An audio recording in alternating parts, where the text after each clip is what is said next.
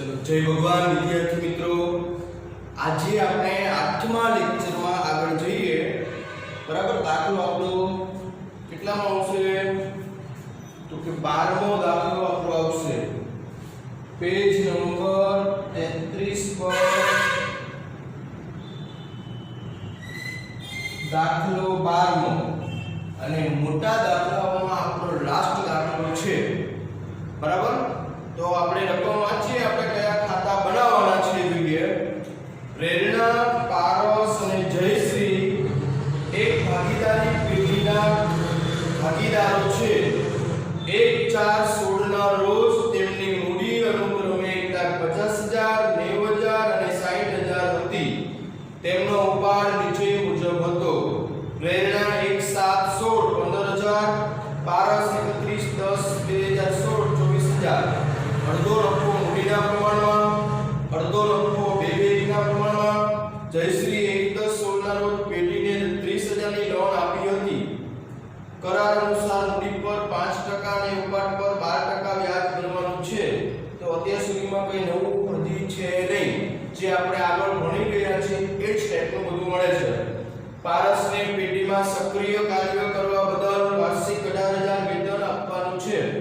પ્રેરણાને ઉપરની જોગવાઈઓ કર્યા પછી તેનું કમિશન બાદ કર્યા પછીના નફા પર 10% કમિશન, એ પણ આપણે આગળ જોઈ ગયા। કમિશન ગણ્યા પછી જે નફો આવશે એના ઉપર આપણે આપશું। પોઈન્ટ આપણે આગળ જોઈ ગયા, પેલો સૂત્રની મદદથી આપણે ગણતા હતા એ। પછી જયશ્રીની લોન પર વ્યાજ ગણ્યા પછીનો પેઢીનો નફો 1,29,450 હતો। ઉપરોક્ત હવાલાઓની અસર આપ્યા પછી અને નફો નુકસાન મૂડી ખાતે લઈ ગયા પછી પેઢીની કુલ મૂડી વર્ષની શરૂઆતની કુલ મૂડી જેટલી જ રાખવાનું ઠરાવવામાં આવ્યું છે, જે 2:1 ના પ્રમાણમાં હોવી જોઈએ। આ માટે જરૂરી રકમ ભાગીદારો રોકડમાં લાવે અથવા રોકડમાં લઈ જાય। ટૂંકમાં છેલ્લે આ એક પોઈન્ટ જે આપણે વાંચ્યો એ આપણા આ દાખલાનો અને અત્યાર સુધીનો આપણો નવો પોઈન્ટ કહી શકાય।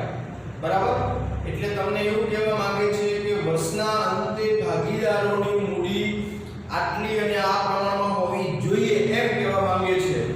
એટલે જે જ્યારે તમે છેલ્લે આખરી મૂડી લાવો છો ત્યારે એ મૂડી અત્યાર સુધીમાં જે આપણે બાકી કાઢતા હતા એ આવતી હતી। તો અત્યારે તમને એવું કીધું છે કે તમારે આ પ્રમાણમાં મૂડી રાખવાની છે અને કદાચ કોઈ ભાગીદારના ઘટશે તો એને રોકડ લાવવી પડશે, વધશે તો રોકડ લઈ જશે। એટલે આ પોઈન્ટ આપણો આખો નવો પોઈન્ટ કહી શકાય। બરાબર, છેલ્લે આપણે ડીપમાં આપણે સમજીએ, પણ પહેલા આપણે જેટલું રેગ્યુલર છે એટલું પહેલા દાખલામાં એન્ટ્રીઓ બધી આપી દઈએ। બરાબર, ચાલો સૌથી પહેલા બે જ ખાતા આપણે બનાવવાના છે। ચાલુ ખાતાની કોઈ જ વાત અહીંયા કરવામાં આવતી નથી। બરાબર, એટલે ફક્ત ને ફક્ત ફાળવણી અને મૂડી। બરાબર, હવે આપણે જોઈએ તો મૂડી ત્રણેય ભાગીદારોની પહેલા મૂકીએ 1/4/16 બાકી આગળ લાવ્યા 1,50,000, 90,000 અને 60,000। પછી તેમનો ઉપાડ નીચે મુજબ હતો। 1/7/16 ઉપાડ ખાતે એમાં પ્રેરણાનો ઉપાડ 15,000 આ તારીખે પારસ અને જયશ્રી મળેશ। પછી પારસનો ઉપાડ 31/10/16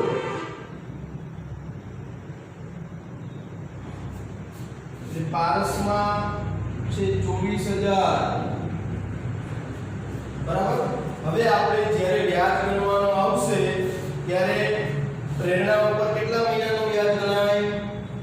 તો કે 7મા મહિનામાં છે એટલે 7, 8, 9, 10, 11, 12, 1, 2, 3 એટલે 9 મહિના થશે। જો 7, 8, 9, 10, 11, 12, 1, 2, 3 9 માસનું વ્યાજ ગણાશે। પારસને કેટલા મહિનાનું વ્યાજ આપણે આપીશું? તો કે 31/10 અને 10મો મહિનાનું વ્યાજ મળશે નહીં, કારણ કે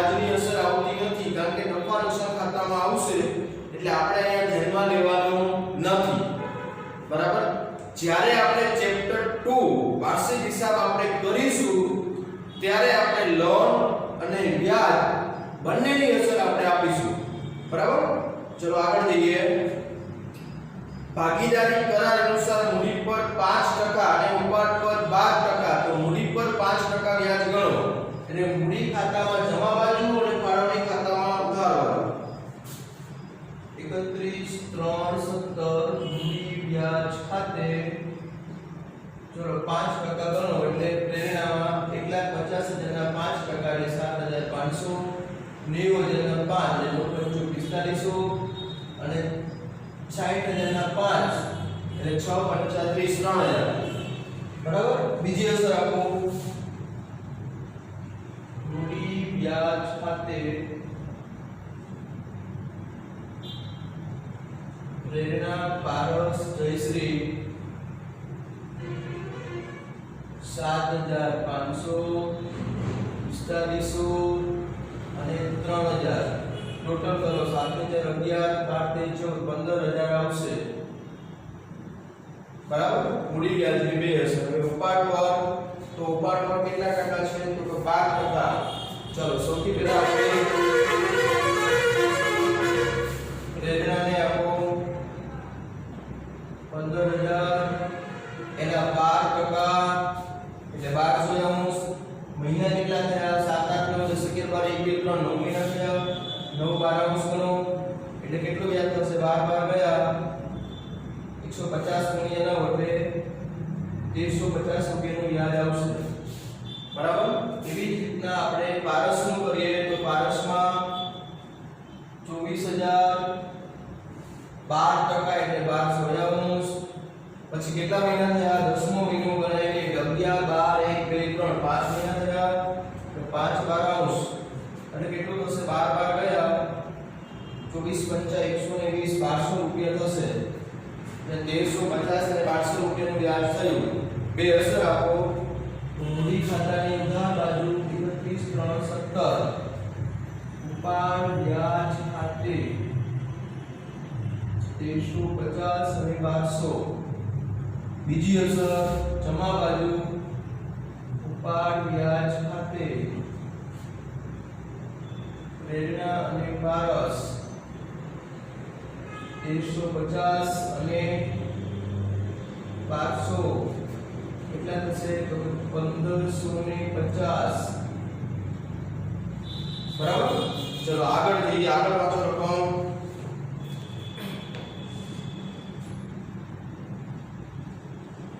પારસને પેઢીમાં સક્રિય કાર્ય કરવા બદલ વાર્ષિક 18,000 વેતન આપવાનું છે ચલો પારસને 18,000 નો પગાર આપો તો પારસની જમા બાજુ કારણ કે પારસ માટે આવક છે 31/3/17 પગાર ખાતે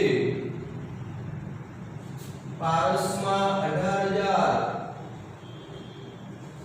મૂડી ખાતાની ઉધાર બાજુ ફાળવણી ખાતાની ઉધાર બાજુ પગાર કૌંસમાં પારસ 18,000 વાર્ષિક છે એટલે આપણે બીજું કઈ ગુણ્યા 12 કે એવું કઈ કરવાનું હોય નહીં કારણ કે 12 મહિનાનો જ પગાર છે બરાબર આગળ વાંચો પ્રેરણાને ઉપરની જોગવાઈ કર્યા પછી તેનું કમિશન બાદ કર્યા પછીના નફા ઉપર 10% કમિશન એટલે એક તો છેલ્લે આપણે આપીશું ફાળવણી ખાતામાં નફો આવે ત્યારે આગળ વાંચો 31/3/17 ના રોજ ઉપરના હવાલા નાખ્યા સિવાયનો અને જયશ્રીની લોન પર વ્યાજ ગણ્યા પછીનો પેઢીનો નફો 1,29,450 ઉપરના હવાલા નાખ્યા પહેલાનો એટલે એ તો પહેલાનો જ હોય શા માટે પહેલાનો હોય કારણ કે એ નફો નફા નુકસાન ખાતા ઉપરથી આવે છે એટલે આ બધા હવાલા આપણે નાખીએ એ પહેલાનો જ નફો આપણે લેવાનો હોય પહેલાનો જ છે એટલે પ્રશ્ન નથી પછી એમ પણ કીધું છે કે જયશ્રીની લોન પર વ્યાજ ગણ્યા પછીનો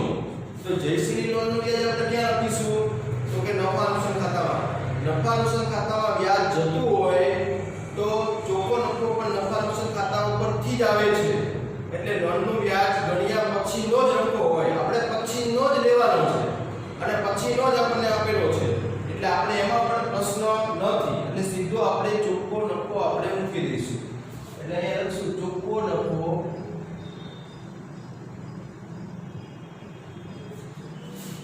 એકલા 29,450. આપણને જે સૂચના આપી છે ને ઉપરના આવાના નાખ્યા સિવાયનો, તો એ સિવાયનો જ નફો હોય કારણ કે નાનું ખાતામાંથી આવે છે એટલા માટે. અને બીજું આપણને એવું કીધું છે કે લોનનું વ્યાજ ગણ્યા પછીનો, તો એ પછીનો જ હોય, પછીનો જ આપણે લેવાનો હોય. ખાલી આપણે ભૂલ કરીએ નહીં, ભૂલ આપણે એ દિશા તરફ આપણે વિચારીએ અને આપણે ભૂલ કરીએ એના માટે આપણને ભૂલ કરવા માટે પોઈન્ટ આપેલો છે એટલે આપણે થોડું એલર્ટ રહેવું પડે. બરાબર? ચલો આગળ વાંચીએ. પેઢીની કુલ મૂડી વર્ષની શરૂઆતમાં કુલ મૂડી જેટલી જ રાખવાનું કહેવામાં આવ્યું, પણ હમણાં જ્યારે આપણે બાકી કાઢશું ત્યારે આપણે વિચારશું. તો હવે આપણે એ સિવાય કોઈ બાકી છે ખરું? તો આપણા માટે 2 પોઈન્ટ બાકી રહ્યા. આમ જુઓ તો 3 પોઈન્ટ બાકી રહ્યા. કયા? એક તો આપણે અહીંયા કમિશન વાળો પોઈન્ટ વાંચો. પ્રેરણાને આપણે કમિશન આપવાનું છે 10%. એ પોઈન્ટ. બીજો પોઈન્ટ નફો નુકસાન અડધો આ પ્રમાણે અડધો આ પ્રમાણે, એ બીજો પોઈન્ટ. અને ત્રીજો પોઈન્ટ કે આખરની મૂડી જે આપણે રાખવાની છે એ સૂચના મુજબ રાખવાની છે. 3 પોઈન્ટ આપણા બાકી રહ્યા. એ સિવાયનું બધું આપી દીધું. બરાબર? તો સૌથી પહેલા આપણે કયો પોઈન્ટ કરીશું? તો સૌથી પ્રથમ આપણે પહેલા કમિશન આપશું, પછી નફો વહેંચીશું, પછી જે નફો અને કમિશન આપણે અહીંયા લઈ લઈએ, પછી મૂડી ખાતાની આપણે બાકી કાઢીએ ત્યારે આપણે મૂડી વાળો પોઈન્ટ આપણે ફરી વખત આપણે વાંચીશું. બરાબર? એટલે અત્યારે આપણે સૌથી પહેલા આપણે કમિશન આપીએ. તો સૌથી પ્રથમ પહેલા નફો નક્કી કરો કેટલો થશે.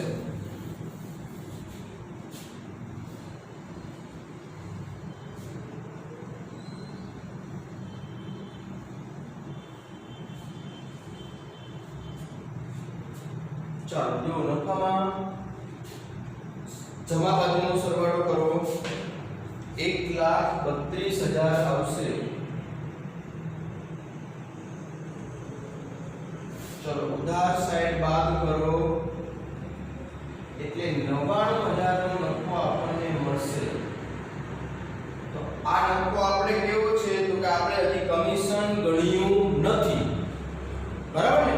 તો આપણને કમિશન માટે કઈ સૂચના છે? હું ફરી વખત સૂચના વાંચું છું. જો સૂચના ફરી વખત વાંચું છું. પ્રેરણાને ઉપરની જોગવાઈ કર્યા પછી તથા તેનું કમિશન બાદ કર્યા પછી વધતા નફાના 10% એટલે કમિશન બાદ કર્યા પછી જે નફો આવે એના 10% આપણે કરવાના છે. તો અત્યારે તમે આના 10% કરી શકતા નથી. બરાબર? કારણ કે કમિશન ગણાઈ જાય પછી જે નફો આવે એના 10% તમારે કમિશન આપવાનું છે. તો આપણી પાસે અત્યારે કમિશન ગણ્યા પહેલાનો નફો છે, તો આપણે પછીનો નફો આપણી પાસે છે નથી એટલે આપણે સૂત્રનો ઉપયોગ કરીશું. એટલે અહીંયા લખીશ પ્રેરણાને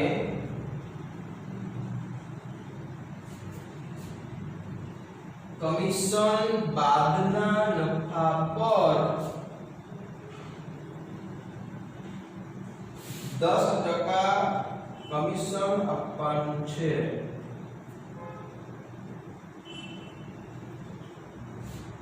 કમિશન બરાબર નફો ગુણ્યા ટકા છેદમાં 100 પ્લસ ટકા. એટલે આટલું આપણું ઉદાહરણની અંદર એડ થશે. બાકી તો આપણું ટકા કાઢવાનું જ સૂત્ર છે કે તમને આગળ સમજાવેલું છે. ચલો નફો તો કે 99,000 ગુણ્યા 10 છેદમાં 100 પ્લસ 10 એટલે કમિશન 9,000 નું આવશે. બરાબર? તો અહીંયા હું લખીશ કમિશન કૌંસમાં પ્રેરણા 9,000. તો હવે અહીંયા તમે નફો 99,000 કહી શકતા નથી. હવે તમે નફો કેટલો બોલશો? તો કે 90,000. હવે આ નફો કેવો છે? તો કે કમિશન પછીનો કમિશન બાદ થઈ ગયો પછીનો નફો છે બરાબર આ નફાના 10% આપણે કમિશન આપવાનું છે તો આના 10% કરો તો 90000 ના 10% 9000 થાય જોઈ લો 90000 ના 10% 9000 આપણે કમિશન આપ્યું પણ આપણે સૂત્રનો ઉપયોગ કરવો પડ્યો કારણ કે સૂત્ર એટલા માટે આપણે ઉપયોગ કર્યો કે આ નફો આપણી પાસે હતો નહીં આપણી પાસે 99000 નો નફો હતો જે કમિશન પહેલાનો નફો હતો કમિશન પછીનો નફો આપણે સૂત્ર મુજબ જ આપણે લાગી શકીએ બરાબર કમિશન જ આપણે સૂત્ર મુજબ લાગી શકીએ બરાબર ચાલો એટલે આ એક પોઈન્ટ પૂરો થયો હવે બે પોઈન્ટ આપણા બાકી રહ્યા અડધો નફો આ પ્રમાણે વેચો અડધો નફો આ પ્રમાણે વેચો તો હું અહીંયા લખીશ વેચણી પાત્ર નફો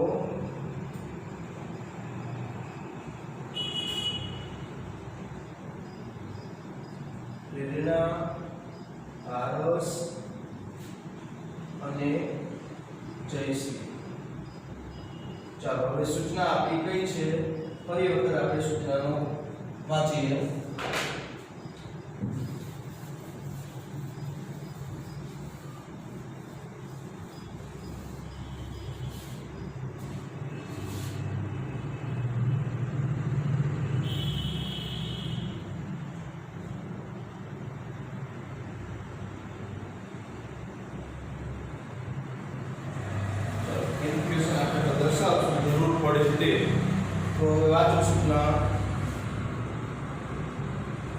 અડધો નફો મૂડીના પ્રમાણમાં અને બાકીનો નફો 2/1 ના પ્રમાણમાં બરાબર એટલે હું અહીંયા લખીશ અડધો નફો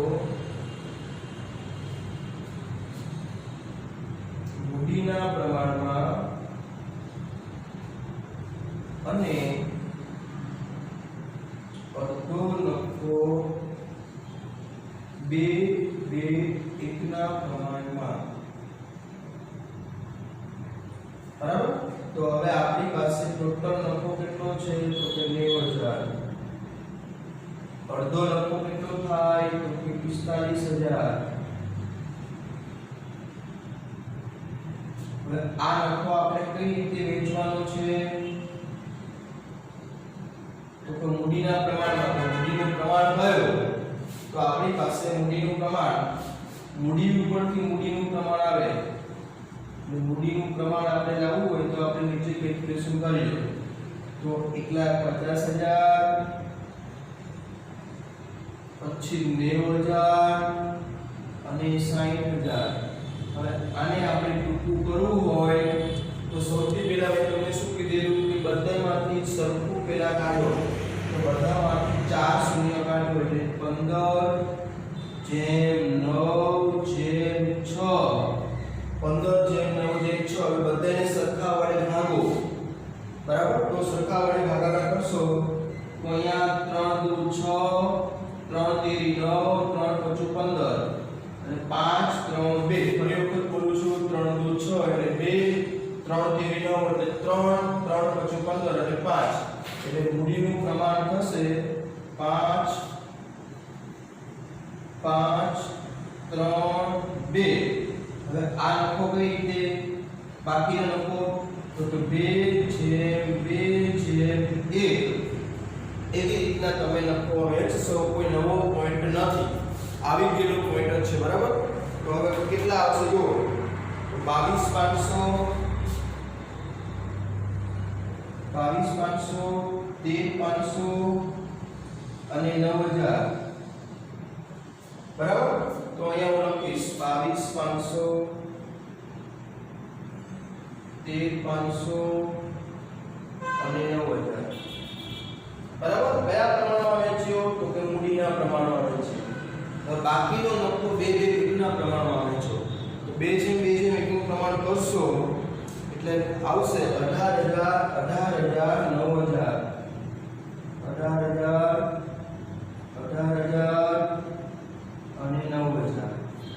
બરાબર તો અહીંયા લખીશ +18,000 અને +9,000 બરાબર હવે આ નફાની આપણે બીજી અસર આપીશું અને કમિશન પણ પ્રેરણાની આવક છે તો કમિશનની પણ બીજી અસર આપણે આપીશું તો અહીંયા 31 3 17 કમિશન ખાતે પ્રેરણામાં 9000 પછી 31 3 17 વેચણી પાત્ર નફો તો નફો ટોટલ કરો તો એને કેટલા આવશે જો તો 30500 એવી રીતના ત્રણેય ભાગીદારનું કાઉન્ટ કરીને આપણે મૂકીએ તો 40500 31500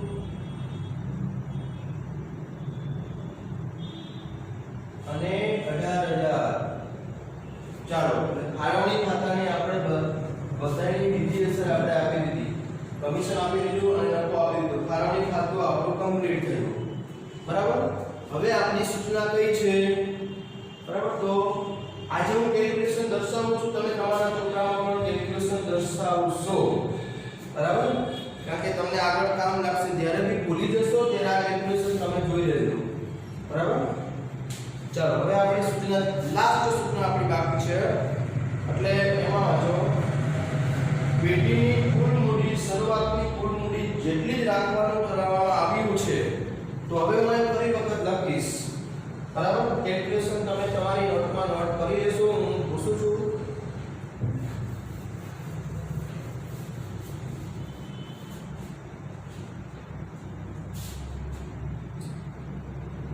ચલો શું કીધું છે પેઢીની આખરની મૂડી શરૂની મૂડી જેટલી જ રાખવાની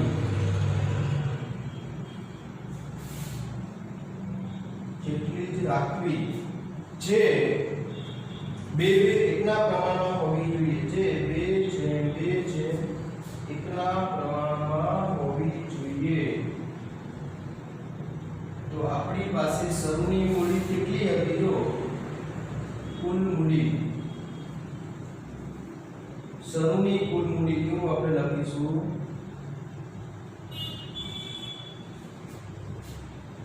1,50,000 90,000 પ્લસ 60,000 ટોટલ કરો એટલે કેટલા થશે જો 3 લાખ થશે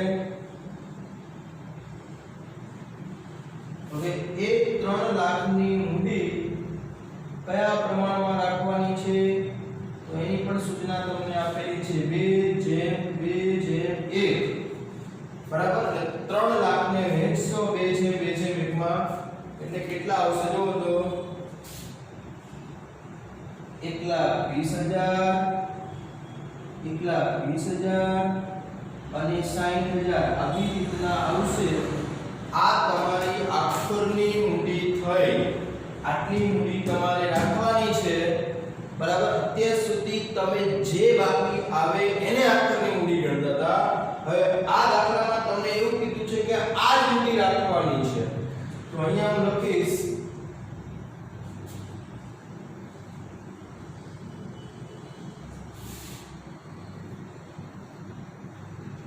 બરાબર તો અહીંયા હું લખીશ બાકી આગળ લઈ ગયા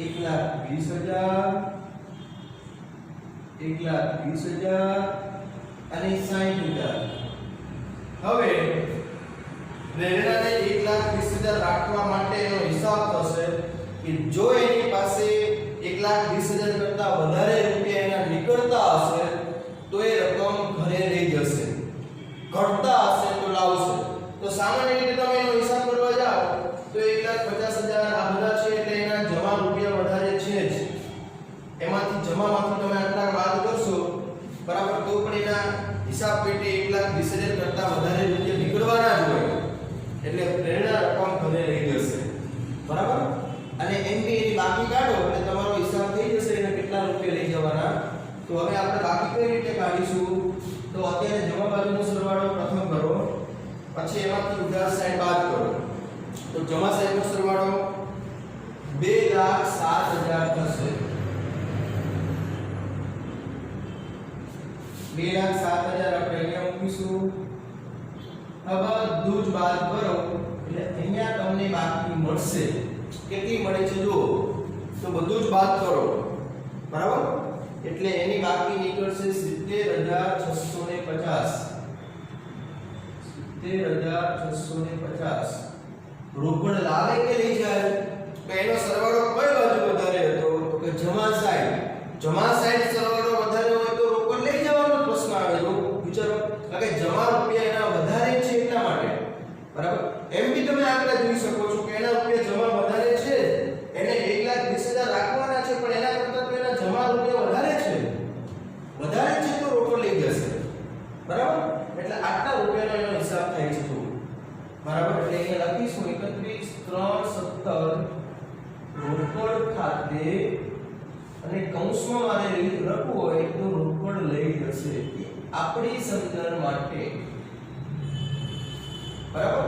એમ બી રોકડ લઈ જાય, આપણી પેઢીમાંથી કોઈ પણ વ્યક્તિ રોકડ લઈ જાય તો આપણે આમનું કઈ કરીએ છીએ? તો કે લેનાર ખાતે ઉધાર અને રોકડ જાય તો જમા. તો લેનાર કોણ છે? તો કે પ્રેરણા. તો પ્રેરણાનું ખાતું એ શું જોવા મળે છે? તો કે ઉધાર જ થાય છે, જોઈ શકો છો તમે, બરાબર? પ્રેરણાનું ખાતું એટલે ઉધાર જ થયું છે, બરાબર? એટલે અહીંયા લેનાર ખાતે ઉધાર થાય, ઉધાર બાજુ રોકડ ખાતે આવી ગયું, બરાબર? હવે આગળ અહીંયા પારસની અંદર જો પારસનો સરવાળો કઈ બાજુ વધારે છે? તો કે એના 90,000 ની મૂડી હતી, 90 ને 20 ને આ બધું ગણવા જાવ અને સરવાળો એનો આમ જોવા જાવ તો આ બાજુ વધારે થશે. જુઓ તો થશે વધારે, કારણ કે એનો સરવાળો ઉધાર બાજુ વધારે છે, કારણ કે 1,20 ને અહીંયા 24,000 અહીંયા ગણો એટલે આ બાજુનો સરવાળો એનો વધારે છે, તો એના ઉધાર રૂપિયા વધારે છે, તો એને રોકડ લાવવી પડશે, બરાબર? કેટલી લાવવી પડશે એના માટે? તો કે ઉધાર બાજુનો સરવાળો કરો તો ઉધાર બાજુનો સરવાળો એનો થશે 1,45,200. 1,45,200. એટલે એમાંથી બાદ કરો, બધું જ બાદ કરો એટલે કેટલા રૂપિયા આવશે? તો કે 1200 રૂપિયા આવશે. તો રોકડ લાવે કે લઈ જાય? તો કે લાવશે. સામે લખશું આપણે રોકડ ખાતે કૌંસમાં રોકડ લાવશે. આમે આપણી પેઢીમાં કોઈ પણ રોકડ આપે તો આપણે આમનું કેવી કરીએ છીએ? માની લો કે હું તમને કહું કે ડી ભાગીદાર 50,000 રૂપિયા પેઢીમાં લાવ્યો, તો આપણે આમનું કેવી કરીએ છીએ? તો કે રોકડ ખાતે ઉધાર અને ડી ખાતે જમા. તો એવી જ રીતના અહીંયા પારસનું ખાતું જમા થયું છે એટલે પારસ રોકડ લાવશે, બરાબર? એટલે કારણ કે આમનો જે આપણે કરીએ છીએ એ પ્રમાણે એન્ટ્રી અપાઈ ગઈ. જોઈ લો, રોકડ ખાતે ઉધાર, પારસ ખાતે જમા, બરાબર? લાવે છે આપણા ખાતે જમા થાય, તમે જાણો છો, બરાબર? હવે જયશ્રીનો હિસાબ કરો તો જયશ્રીમાં કઈ બાજુ વધારે છે? તો કે અહીંયા એના આ બાજુ વધારે જોવા મળે છે. જોઈ લો, અહીં તો 60,000 જ છે, જ્યારે એના અહીંયા જમા બાજુ વધારે છે તો એ રોકડ લઈ જશે, સીધી વાત, બરાબર? એટલે આપણે કહીએ 19, 20, 81,000 આ બાજુ મૂકો, 81 માંથી 60 ગયા તો આપણને મળશે 21,000 રોકડ લઈ જશે, બરાબર? એટલે અહીંયા આપણે કહીએ કે પ્રેરણા અને જયશ્રી બે ભાગીદાર એવા છે કે એના જે રૂપિયા રાખવાના નક્કી થયા એના કરતા એના જમા રૂપિયા પેઢીમાં વધુ છે, એટલે બંને રોકડ લઈ જશે. જ્યારે પારસ એવો ભાગીદાર છે કે એના ઉધાર રૂપિયા વધારે છે, બરાબર? એની પાસે જે એના 1,20,000 રાખવાના નક્કી થયા પણ એની પાસે પેઢીમાં એટલા રૂપિયા છે નહીં, 1200 રૂપિયા ખૂટે છે, તો એને 1200 રૂપિયા એને લાવવા પડશે, બરાબર? એટલે આપણી સૂચના એવી હતી કે સર્વની જે મૂડી છે એવી જ રીતના આપણે આખરી મૂડી રાખવાની છે, જેમાંથી હિસાબ પેટે કોઈ ભાગીદારના રૂપિયા વધતા હોય તો લઈ જશે અને ઘટતા હોય તો લાવશે. આપણો સૌથી અગત્યનો પોઈન્ટ આપણો આ હતો. હજી આપણે આગળ જઈશું, મતલબ જ્યારે તમે આગળ પ્રવેશ અને નિવૃત્તિ પાંચમું અને છઠ્ઠું ચેપ્ટર જ્યારે આપણે શરૂ કરીશું ત્યારે વળી પાછા આ જ પોઈન્ટ તમારા ફોકસ થશે, એટલે ખાસ ધ્યાનથી સમજજો, બરાબર? તમને મેં નોટ પણ આપી દીધી છે, તમારા ચોપડાની અંદર વ્યવસ્થિત લખાણ રાખજો, બરાબર? આળસ નહીં કરતા, બધી જ બાબતો ચોપડા નોટમાં નોટ કરજો બરાબર। હવે આપણે પ્રેક્ટિસ બુક ની અંદર જો ટેક્સ્ટ બુક ના મોટા દાખલા આપણે ઉભા કર્યા। આ દાખલામાં આપણને વધારે શું શીખવા મળ્યું તો કે આ એક જ પોઈન્ટ આપણો નવો કહેવાય। અડધો નફો મૂડીના પ્રમાણમાં અડધો નફો આ પ્રમાણે વેચવું એ તો આપણે આગળ જોઈ ગયા હતા બરાબર। કમિશન કેમ કરવું એ પણ આપણે આગળ જોઈ ગયા હતા, સૂત્ર આપણે મૂકી। એટલે આપણા માટે ફક્ત ને ફક્ત આ એક જ પોઈન્ટ નવો કહેવાય બરાબર કે આખોની મૂડી આ પ્રમાણે રાખો એવો પોઈન્ટ હતો આપણો।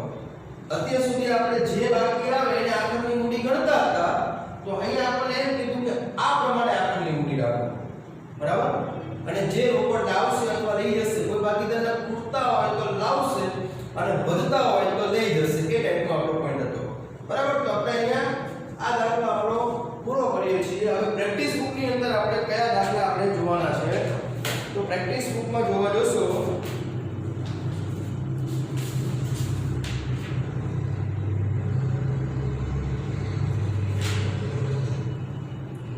જો તમને પેજ નંબર 24 ઉપર સ્વ અધ્યયન એમ કરીને લખેલું છે, કારણ કે ઘણાને ખબર નથી।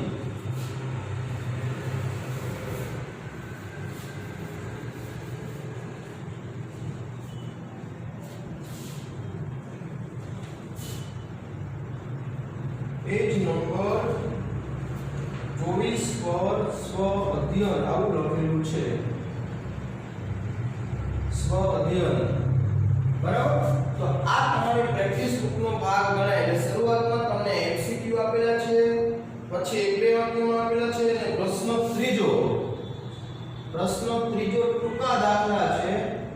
હવે તમારે ટૂંકા દાખલા ગણવાના છે પણ હું સમજાવું પછી બરાબર। એટલે ટૂંકા દાખલા જોવા જાવ તો 20 દાખલા આપેલા છે, ટૂંકા દાખલા 1 થી 20, પણ હું સમજાવીશ પછી તમે ગણશો। પણ પ્રશ્ન 4 ની અંદર 5 દાખલા તમને આપેલા છે બરાબર। તો એમાં તમારે અત્યારે દાખલો પહેલો, પ્રથમ અને બીજો આ બે દાખલા તમારે ફરજિયાત અત્યારે કરી નાખવાના। એટલે આમ જોશો તો 5 એ 5 કરી નાખો કોઈ વાંધો નહીં। એક મિનિટ જોઈ લો, જોઈ તમને કહો 5 એ 5 ગણવા બી કેમ।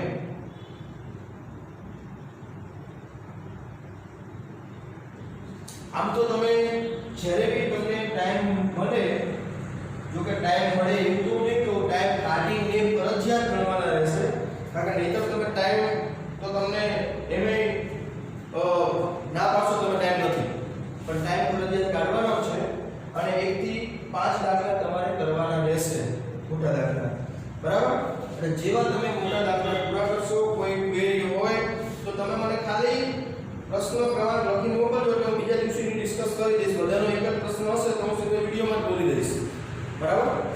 અને પછી આપણે ટૂંકા દાખલા તરફ જઈશું બરાબર। ટેક્સ્ટ બુકના જે ટૂંકા દાખલા છે એ જોઈશું, પછી બુકમાંથી પ્રેક્ટિસ બુકમાંથી જે 20 દાખલા આપેલા છે એમાંથી આપણે કોઈ દાખલો નહીં સમજાણો હોય તો એમાંથી આપણે જોઈશું બરાબર। અને પછી આપણું ચેપ્ટર અહીંયા કમ્પ્લીટ થશે, પણ હજી ટૂંકા દાખલા આપણા ગણીએ પછી બરાબર।